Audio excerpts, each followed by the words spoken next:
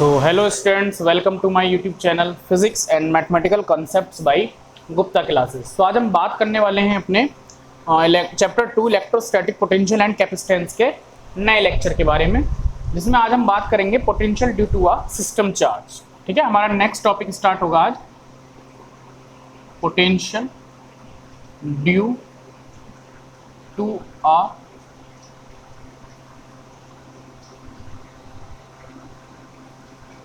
System charge.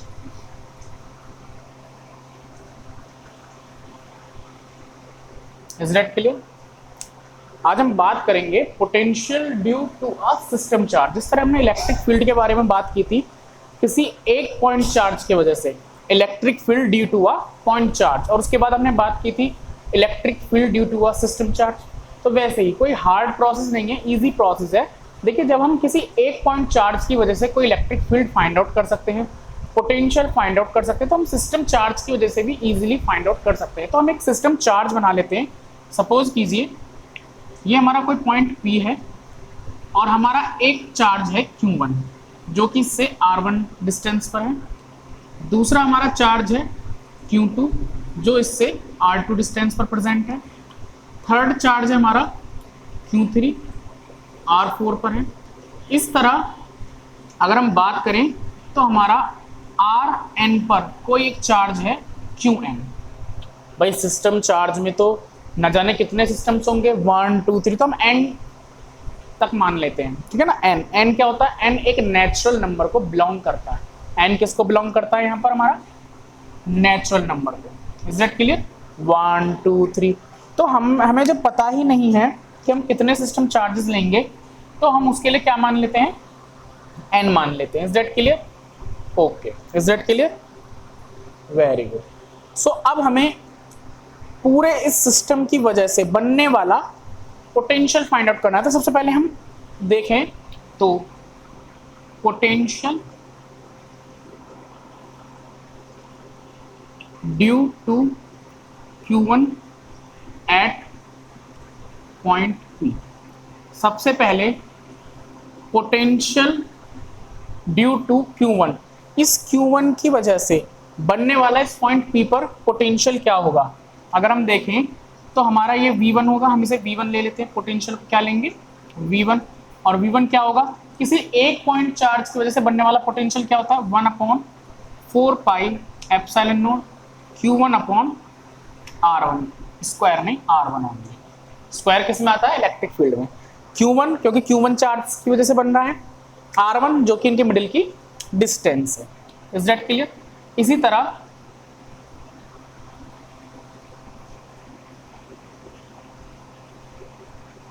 Potential due to Q2 at point P। Q2 charge की वजह से बनने वाला पॉइंट P पर पोटेंशियल क्या होगा, जिसे हम V2 मान लेंगे। Then 1/4 pi epsilon not Q2 upon R2। Is that clear? Is that clear? So इसी तरह अगर हम देखें डैश डैश करके potential due to Qn at point P, इस Qn चार्ज की वजह से पॉइंट P पर बनने वाला पोटेंशियल क्या होगा? तो वो भी हमारा क्या होगा? Vn होगा। जिस तरह V1 है, V2 है, Vn होगा। Vn बोले तो 1/4 पाई एप्सिलॉन नॉट। चार्ज क्या है हमारा? Qn। चार्ज क्या होगा आपका? Qn upon Rn। Is that clear? Is that clear? Okay, यहां तक क्लियर है सभी को? ओके, तो अगर हम अब देखें तो हमारा नेट पोटेंशियल क्या हो गया? V इक्वल क्या हो गया? V1 V2 Vn। तो क्या होगा? V1 क्या था? 1/4 pi epsilon not Q1 upon R1। V2 क्या था? 1/4 pi epsilon not Q2 upon R2। Is that clear? और Vn क्या था? 1/4 pi epsilon not Qn upon Rn। Is that clear? Qn upon Rn। अब इसमें हमारा कॉमन क्या आ रहा है? अगर आप ध्यान से देखें सो 1/4 एप्सिलॉन नोट आपका क्या है, कॉमन रहेगा। अंदर क्या रह जाएगा, Q1/R1, Q2/R2 and Qn/Rn। Is that clear, is that clear, okay, ठीक है। सो अब ये हमारा इनफाइनाइट तक है। इन सबको जोड़ने का तरीका हम क्या लिख देंगे, इसको सर्वसम या फिर sigma I to n, is that clear, I to n, I = 1 से लेकर हमारा n तक है। इसे हम नाम देंगे I, स्मॉल i से रिप्रेजेंट करेंगे। 1 to n तक की जो हमारी ये नंबरिंग है Q वाली, इसको हम I से डिनोट करेंगे। और I की वैल्यू कहां से होगी, 1 से लेकर n तक होगी, इन्फिनिटी n तक। सो क्या लिख देंगे, QI/RI। सो ये हमारा हो गया potential due to a system charge, पूरे सिस्टम चार्ज की वजह से बनने वाला potential. Is that clear, is that clear, okay. So pause the video to note it down. उसके बाद हम अपने नेक्स्ट टॉपिक पर चलते हैं। सो स्टूडेंट्स, अब हमारा नेक्स्ट टॉपिक चलेगा जो कि एक अच्छा टॉपिक है, मोस्ट टॉपिक है, रिलेशन बिटवीन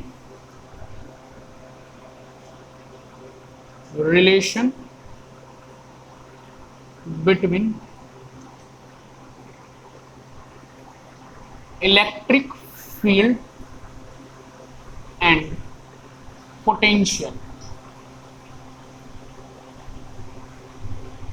हमारा टॉपिक क्या होगा, इलेक्ट्रिक फील्ड एंड पोटेंशियल के मिडिल का रिलेशन। आखिर ये एक दूसरे से रिलेटेड किस फॉर्म में है, तो हम मैथमेटिकल भी बताएंगे। मैथमेटिकली क्या फॉर्मूला होगा, एक दूसरे से किस तरह ये रिलेटेड होंगे। अब सीधी सी बात है भाई, जब ये दोनों एक दूसरे से रिलेटेड हैं, तो अगर हमें इलेक्ट्रिक फील्ड पता हो तो हम पोटेंशियल फाइंड आउट कर सकते हैं, या फिर अगर हमें पोटेंशियल पता है तो हम इलेक्ट्रिक फील्ड फाइंड आउट कर सकते हैं। भाई रिलेशन का मतलब क्या हुआ, इन्होंने कहा है relation between electric field and potential, ठीक है। तो उसका मीन्स क्या हुआ, डेट मीन्स हम इलेक्ट्रिक फील्ड के थ्रू पोटेंशियल फाइंड आउट कर सकते हैं एंड पोटेंशियल के through electric field find out कर सकते हैं। Is that clear, is that clear, okay. तो सबसे पहले हम बात करते हैं ये कब होगा, जब when electric field is uniform. सबसे पहले हम बात जब करेंगे जब इलेक्ट्रिक फील्ड हमारा क्या होगा, यूनिफॉर्म होगा। इनके बीच का रिलेशन दो फॉर्म में आता है, एक आएगा यूनिफॉर्म में और एक आएगा नॉन यूनिफॉर्म में। Is that clear. तो हम यूनिफॉर्म की बात कर लेते हैं, मोस्ट हमारा यही है और इसी फॉर्मूले का हम मोस्टली हर जगह यूज करेंगे। जब हमारा इलेक्ट्रिक फील्ड यूनिफॉर्म हो, मतलब कि हमारा इलेक्ट्रिक फील्ड हर जगह सेम हो, चेंज ना हो, एक समान वैद्युत क्षेत्र। Okay, is that clear. तो भाई हमारा जो इलेक्ट्रिक फील्ड है वो यूनिफॉर्म है, तो बेटा यूनिफॉर्म इलेक्ट्रिक फील्ड हम कैसे शो करते हैं, पैरेलल लाइंस से, स्ट्रेट पैरेलल लाइंस। जो पैरेलल लाइन बिल्कुल स्ट्रेट होंगी और एक दूसरे से इक्वली डिस्टेंस पर होंगी, उससे हम अपना इलेक्ट्रिक फील्ड शो करते हैं। ये हमारा हो गया बेटे इलेक्ट्रिक फील्ड। वेक्टर शो कर देंगे बिकॉज इसकी एक डायरेक्शन है।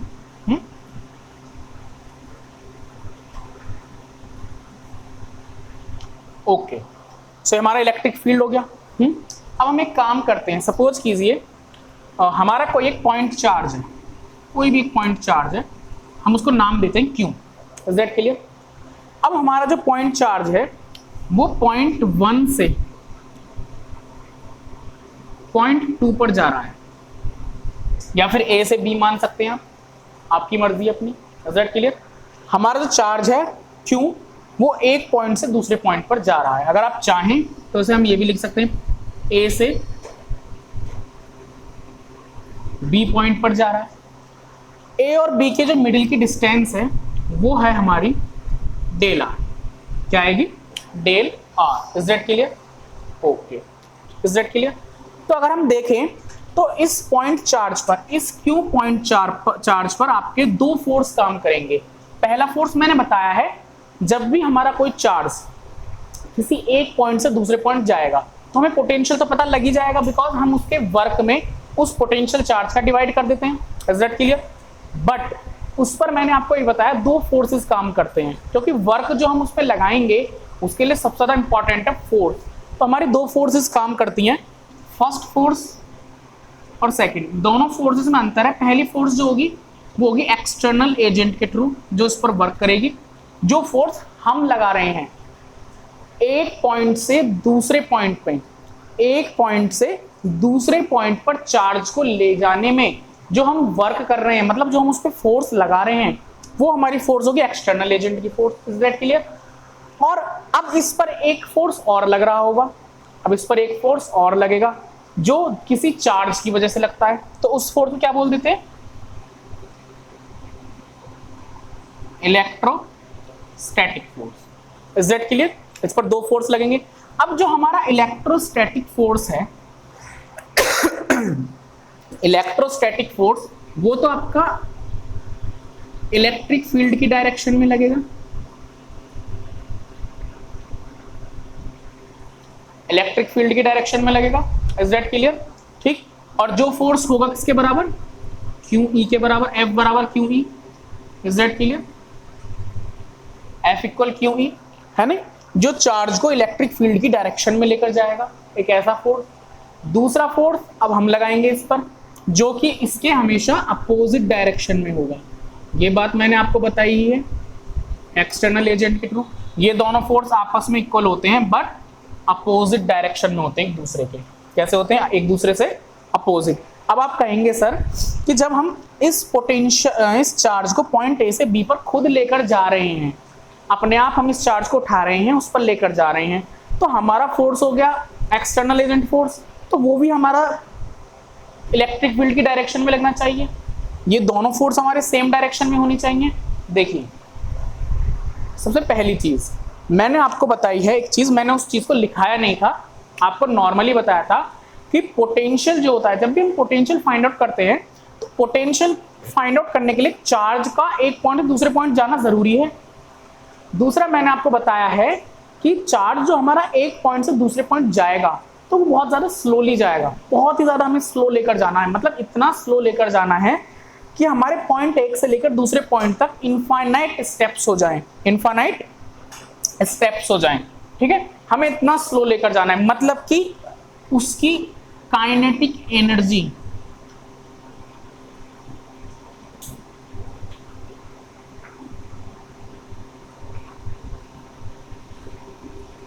उसकी काइनेटिक एनर्जी में चेंज नहीं होना चाहिए एंड उसकी स्पीड में चेंज ना हो।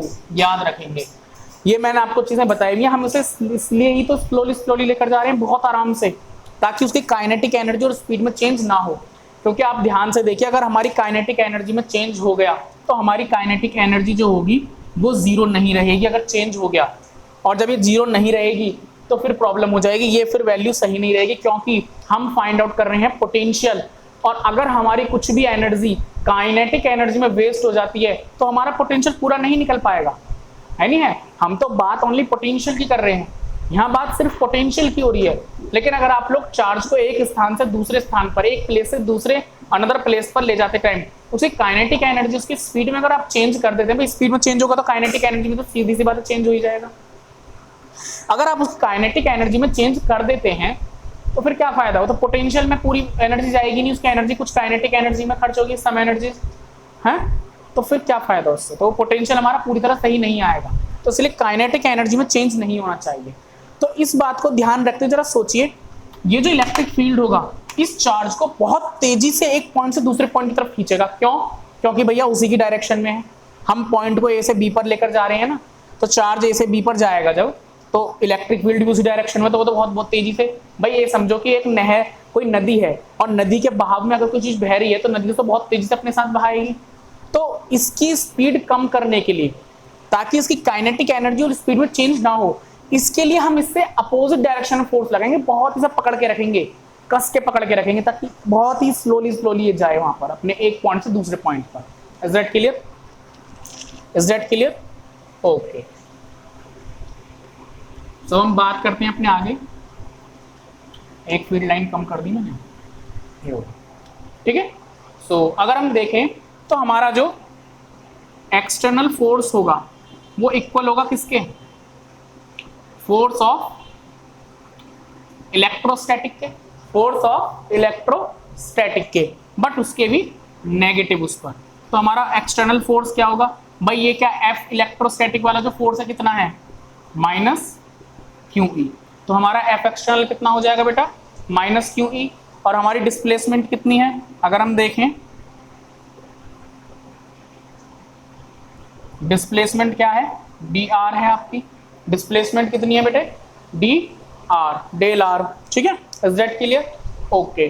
तो डब्ल्यू एक्सटर्नल क्या होगा हमारा, वी हमारा क्या होता है पोटेंशियल, वी इक्वल होता है W external agent upon Q, is that clear. अब हम यहाँ देखते हैं डब्ल्यू एक्सटर्नल क्या होगा आपका, डब्ल्यू एक्सटर्नल वर्क क्या होता है, F dot del R, F dot del R, F dot del R, is that clear. अब यहाँ पर जो हमारा फोर्स रहेगा मतलब F external, is that clear, is that clear, okay okay. तो हम यहाँ एफ एक्सटर्नल की वैल्यू रख देते हैं, कितनी होगी, minus Q E into del R, is that clear, okay.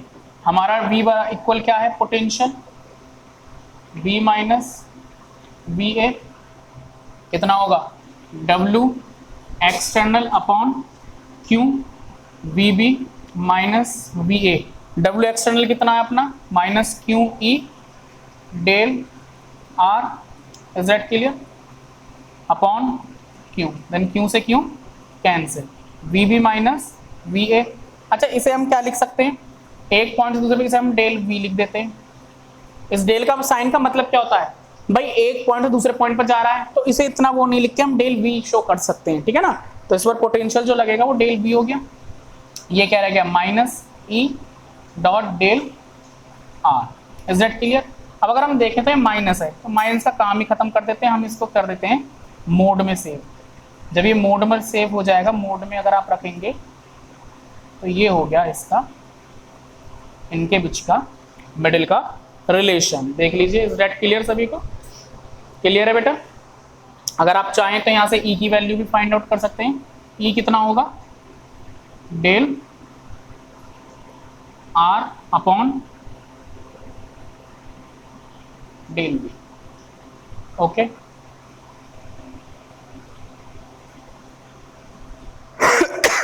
Is that clear, okay. हमेशा so pause the video to note it down, आप इसे नोट कर सकते हैं, यही आपका इलेक्ट्रिक फील्ड और पोटेंशियल के बीच का रिलेशन है। अगर आपको इलेक्ट्रिक फील्ड पता है देन आप उसका पोटेंशियल फाइंड आउट कर सकते हैं।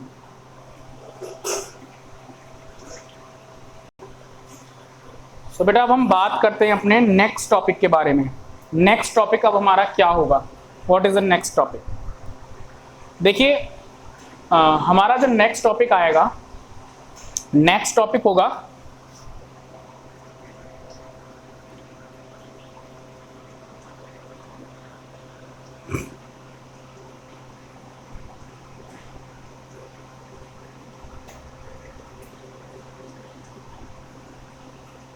Equipotential surface, equipotential surface. इसके बारे में मैंने आपको लास्ट में बताया था, जब हम डाइपोल के लिए पोटेंशियल फाइंड आउट कर रहे थे इक्वेटोरियल प्लेन पर। सो हाँ हमारा पोटेंशियल 0 आ गया था, तो मैंने आपको बताया था। देखिए इसके नाम से ही पता लग रहा है कि ऐसा सरफेस जहाँ पर पोटेंशियल इक्वल हो वही आपका इक्विपोटेंशियल सरफेस होगा, इज दैट क्लियर। सो हम इसकी डेफिनेशन भी लिख सकते हैं,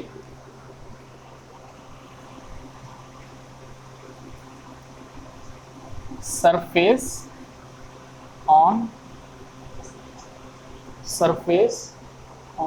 which potential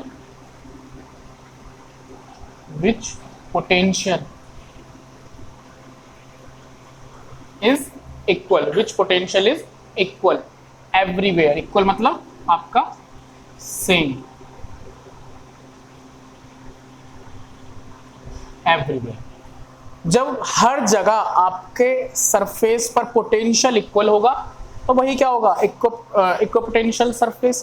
ये सबसे ज़्यादा मोस्ट टॉपिक है, इसके ऊपर बोर्ड में भी आ जाती है। हम इसके ऊपर एक एग्जांपल ले लेते हैं। एग्जांपल क्या, सपोज कीजिए मैंने एक चार्ज लिया Q और ये हमारा एक सर्कल है इसके चारों तरफ।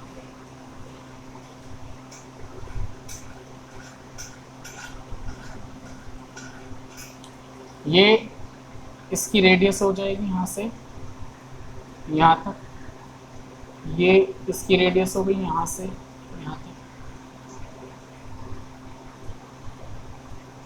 ये रेडियस हो जाएगी,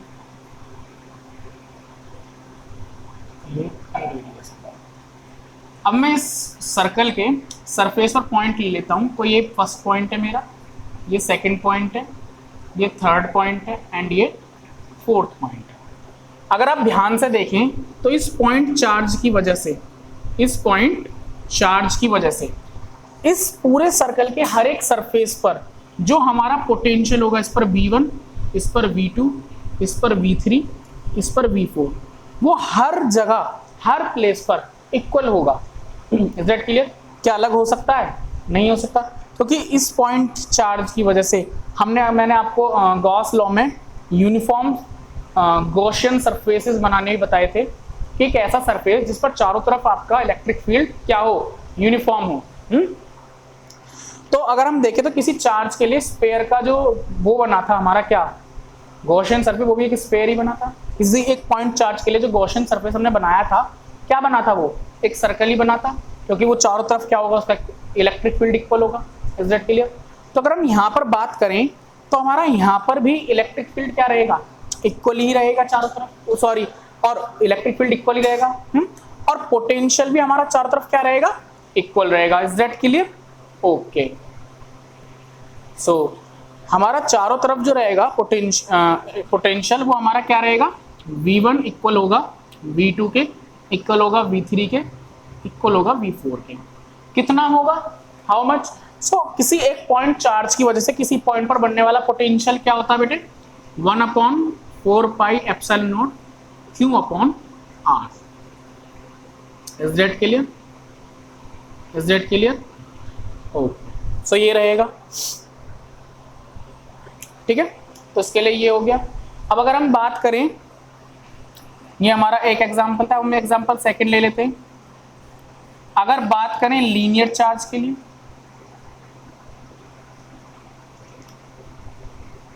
लीनियर चार्ज के लिए, सो लीनियर चार्ज अगर हम बना लेते हैं, ये हमारा लीनियर चार्ज है। अब इसके लिए कैसा सरफेस लोगे कि आपका उस पर पोटेंशियल हर जगह कैसा रहे, सेम रहे, इक्वल रहे। तो इसके लिए लीनियर चार्ज डेंसिटी हमने फाइंड आउट की थी इलेक्ट्रिक फील्ड में भी। तो इलेक्ट्रिक फील्ड में आपने कौन सा गॉसियन सरफेस लिया था, एक सिलेंड्रिकल, क्योंकि उसके चारों तरफ क्या होता था, इलेक्ट्रिक फील्ड यूनिफॉर्म होता था। वैसे हम इसके लिए भी क्या लेंगे, एक सिलेंडर ही लेंगे, जो कि इससे R डिस्टेंस पर होगा, इधर की साइड भी R डिस्टेंस पर होगा।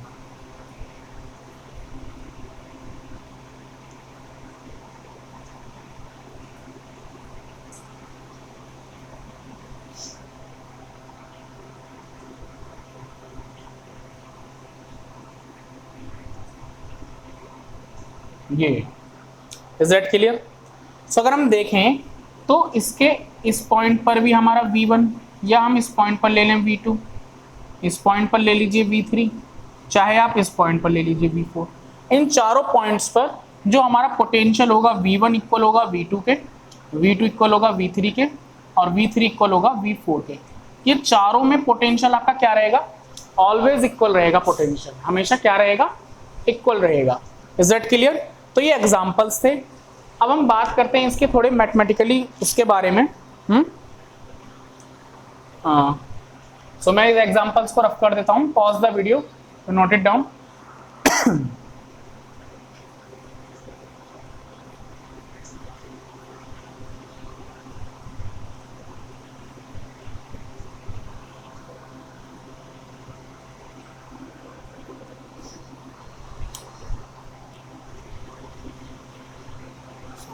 जब हमारा पोटेंशियल हर प्लेस पर इक्वली रहेगा, हर एक प्लेस पर अगर हमारा पोटेंशियल, जैसे हमारा ये एक प्लेन सरफेस है, प्लेन सरफेस, ये बात जो हो रही है याद रखेंगे 3D के बारे में है टोटल। Is that clear? तो जो हमारा जो प्लेन सरफेस, सपोज कीजिए हमारा एक प्लेन सरफेस है, इस प्लेन सरफेस पर यहाँ पर भी पोटेंशियल हमारा, यहाँ पर तीनों जगह पर पोटेंशियल जो हमारा कैसा है, इक्वल है तीनों जगह पर, बल्कि जितने भी पॉइंट्स रहेंगे इस सरफेस पर हर जगह हमारा पोटेंशियल क्या रहेगा, इक्वल रहेगा। तो जब बेटा पोटेंशियल इक्वल रहेगा तो जो हमारा उस पोटेंशियल का डिफरेंस होगा वो पोटेंशियल डिफरेंस ऑलवेज हमारा क्या होगा, जीरो होगा। ये चीज याद रखेंगे ऑलवेज, ठीक है। Is that clear? पहली चीज। दूसरी चीज हमेशा याद रखेंगे,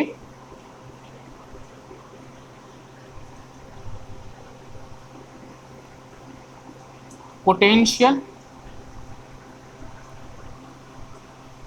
always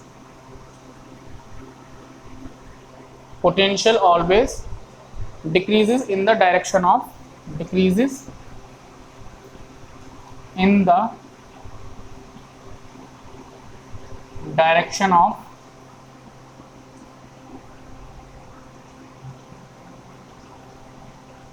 इलेक्ट्रिक फील्ड। ये चीज हमेशा याद रखेंगे। जो हमारा पोटेंशियल होगा,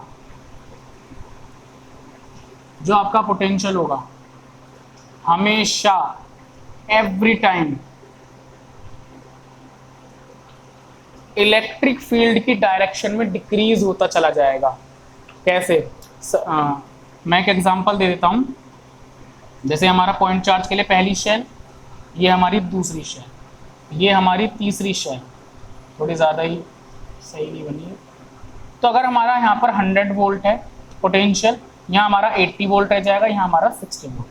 तो अगर हम देखेंगे और इसकी जो डायरेक्शन होगी इलेक्ट्रिक फील्ड की वो इस तरह होगी बाहर की ओर। तो इलेक्ट्रिक फील्ड की डायरेक्शन में जो हमारा पोटेंशियल अगर हम देखें तो डिक्रीज होता चला गया है। क्या होता चला गया है? डिक्रीज होता हुआ। सो इलेक्ट्रिक फील्ड की डायरेक्शन में जो हमारा पोटेंशियल होगा वो हमेशा डिक्रीज होगा। कैसा होगा? डिक्रीज होगा। Is that clear? Okay.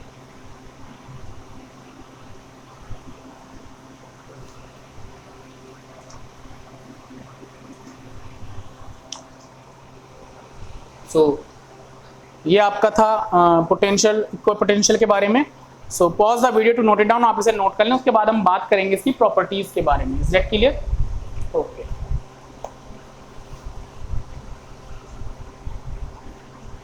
So note कर लिया? रफ कर दें रफ? ओके। सो मैं आपको एक एक प्रॉपर्टी नॉर्मली अच्छे से समझाऊंगा। प्रॉपर्टीज पर ध्यान देंगे। प्रॉपर्टीज कभी कभी आपकी ये बोर्ड में आ जाती है। Okay okay. सो हम बात करते हैं प्रॉपर्टीज ऑफ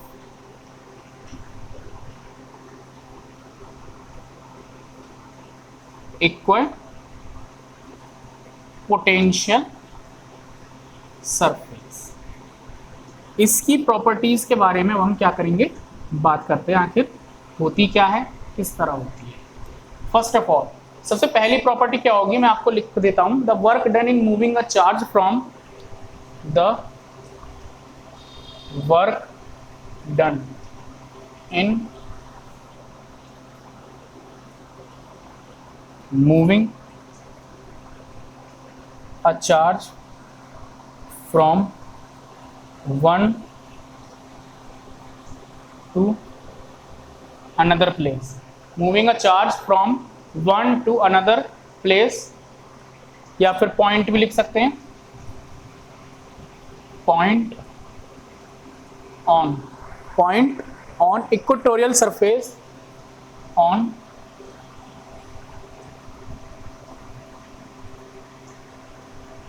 इक्व पोटेंशियल होगा, equipotential surface is always zero,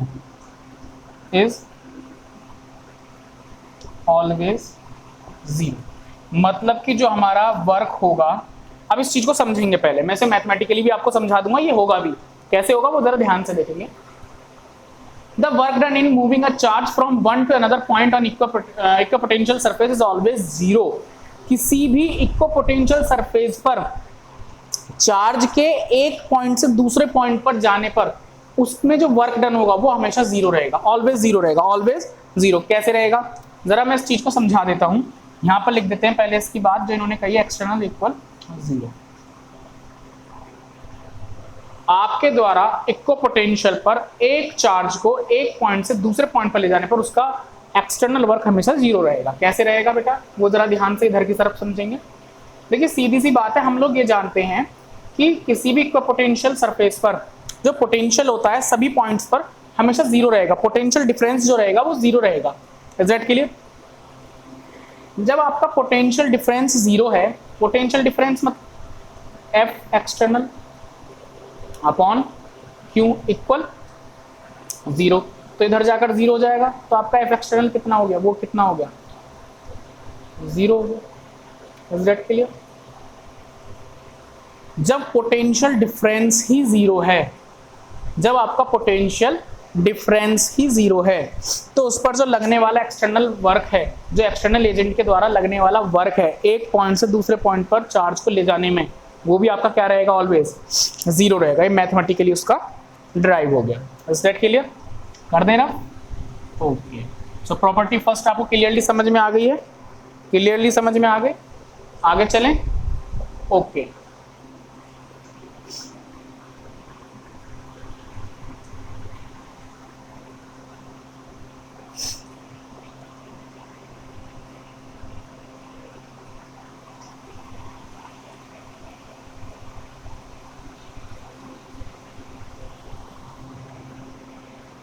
second property देखते हैं। Electric field are always perpendicular. क्या होगी? Electric field are always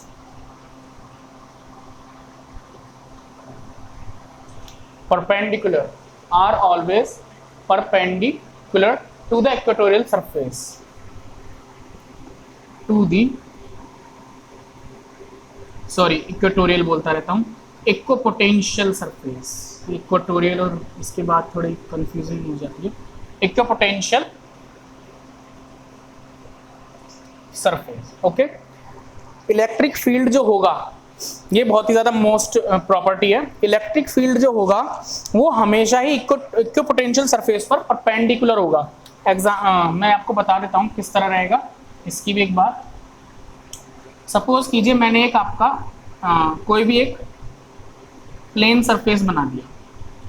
is that clear? ये हमारा क्या हो गया, एक प्लेन सरफेस हो गया।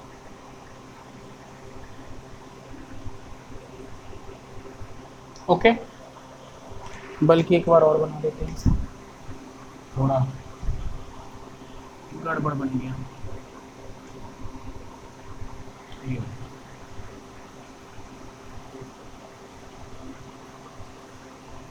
ओके, तो ये हमारा एक प्लेन सरफेस बन गया। Is that clear? अब अगर हम देखें तो इसमें कहा है electric field are always perpendicular to equipotential surface. तो जो हमारा इलेक्ट्रिक फील्ड होगा वो ऑलवेज इसके परपेंडिकुलर होगा। कैसा होगा? इसके परपेंडिकुलर होगा। याद रखेंगे, हमेशा याद रखेंगे कि अगर सपोज कीजिए हमारा कोई भी एक प्लेन सरफेस है, जैसे ये हमारी बुक है फिजिक्स, अगर हमारी बुक एक तरीके का प्लेन है, सरफेस है, अब ये इक्विपोटेंशियल सरफेस, इस पर हर पॉइंट पर हमारा जो पोटेंशियल है वो कैसा है, इक्वल है, और पोटेंशियल डिफरेंस क्या रहेगा, 0 रहेगा। सो इस पर हमारा पोटेंशियल डिफरेंस हर जगह 0 है, तो इसकी जो इलेक्ट्रिक फील्ड की डायरेक्शन होगी वो ऑलवेज इसके क्या होगी, परपेंडिकुलर होगी। ऑलवेज क्या होगी, इसके परपेंडिकुलर होगी, इस तरह होगी। Is that clear? ओके, ठीक है, तो ये ऑलवेज क्या होगी, हमेशा परपेंडिकुलर होगी। सो ये हमेशा चीज याद रखेंगे। सो इसे नोट कर लें, फिर हम नेक्स्ट प्रॉपर्टी पर चलते हैं। अपने नेक्स्ट प्रॉपर्टी हमारी थर्ड प्रॉपर्टी होगी। इसे बना रहने देते हैं, थर्ड प्रॉपर्टी में इसका यूज होगा थोड़ा सा, तो अभी इसे बना रहने देते हैं।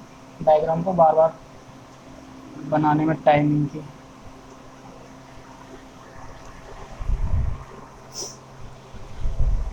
देखो इसका यह है। अब नेक्स्ट है हमारी थर्ड प्रॉपर्टी है, two equipotential surfaces, two equipotential surfaces never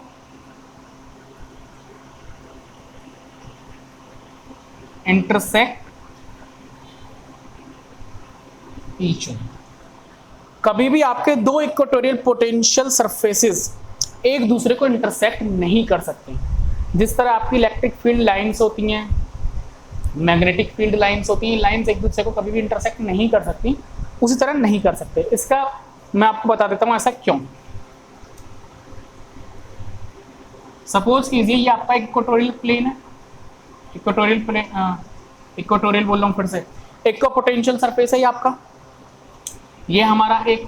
अब हम एक इक्विपोटेंशियल सरफेस एक और ले लेते हैं,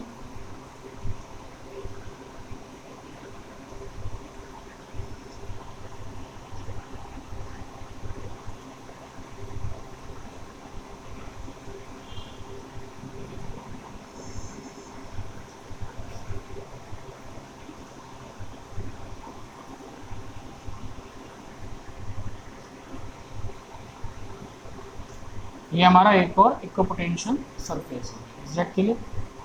तो ये हमारे दो इक्विपोटेंशियल सरफेसेस हैं। इस सरफेस को हम नाम देंगे 1, इस सरफेस को हम नाम देंगे 2।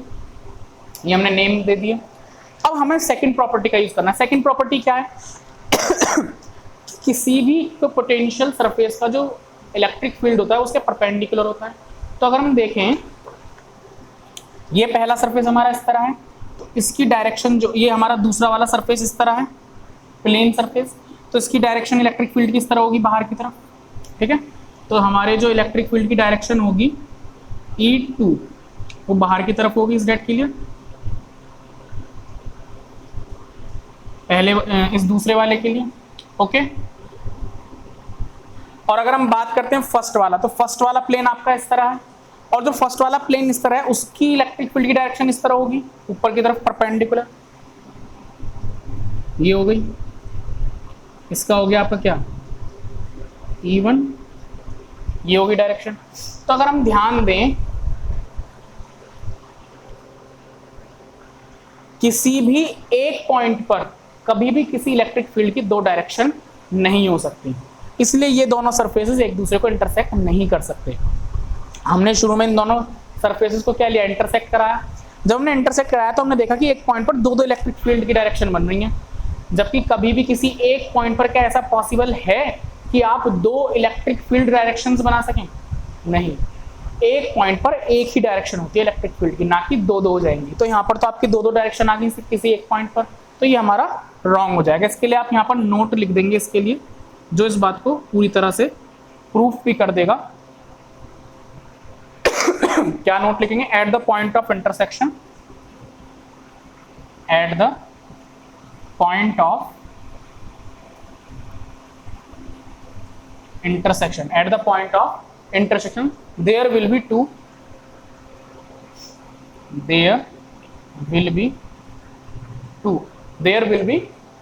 directions of electric field, directions of electric field, there will be two directions of electric field which is impossible, which is impossible, ऐसा असंभव है। किसी भी एक इंटरसेक्शन पॉइंट पर किन्हीं भी दो सरफेसेस का जो इंटरसेक्शन पॉइंट होगा, वैसे भी ये इंटरसेक्शन पॉइंट ही है पूरा का पूरा यहाँ पर, उस पर किसी भी एक पॉइंट पर इलेक्ट्रिक फील्ड की दो डायरेक्शंस का होना इम्पॉसिबल है। Is that clear? तो हमारा ये टॉपिक भी कंप्लीट हुआ। हमने इस लेक्चर में आज आपको 3 टॉपिक्स क्लियर करा दिए। इक्विपोटेंशियल सरफेस जो कि मोस्ट है बोर्ड के लिए, पॉइंट सिस्टम चार्ज के लिए पोटेंशियल, और एक आपका क्या हमने कंप्लीट कराया इससे पहले के और लास्ट के बीच में कौन सा था आपका, कौन सा था भाई? Equipotential surface. और सबसे पहला वाला कौन सा रहा आपका? सिस्टम चार्ज की वजह से बनने वाला पोटेंशियल। और आपका ये लास्ट बीच में क्या रहा? Relation between electric field and potential. So ये 3 टॉपिक हैं। हम इसके बाद नेक्स्ट आपके लेक्चर में बात करेंगे पोटेंशियल एनर्जी के बारे में। पोटेंशियल एनर्जी के ऊपर हम कंसेप्ट्स भी करेंगे। सो आप इसे नोट कर लें। मिलते हैं अपनी अगली वीडियो में।